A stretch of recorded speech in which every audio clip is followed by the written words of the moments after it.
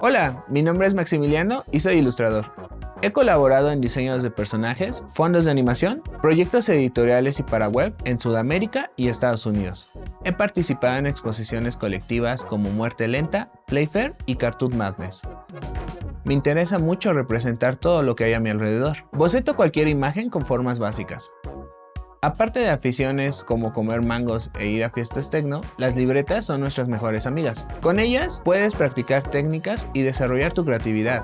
Tener un cuaderno a la mano me ha abierto muchas puertas a la hora de hacer amigos, conseguir trabajo y hasta ir de viaje. Recomiendo siempre llevar un sketchbook de bolsillo y un lápiz. Nunca sabes qué aventuras te pueden pasar. En este curso de doméstica aprenderás los principios básicos para sintetizar tu entorno en papel y poder dibujar lo que tú quieras. Como proyecto final, vas a ilustrar las páginas iniciales de un sketchbook con diferentes niveles de dificultad.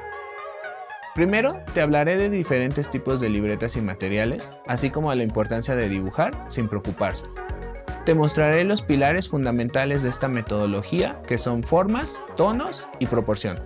Te daré tips de cómo componer tus páginas y también cómo seleccionar temas que te interesen. Entonces realizaremos ejercicios sencillos con objetos pequeños. Haremos figuras más elaboradas como retratos o monumentos. Y por último, motivos más complejos como un escenario urbano. Aprenderás cómo combinar tus bocetos y aplicarles colores.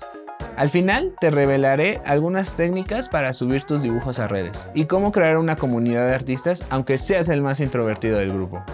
Tendrás las bases para representar cualquier objeto y registrar historias en tus sketchbooks. Pierde el miedo a dibujar y boceta como un profesional.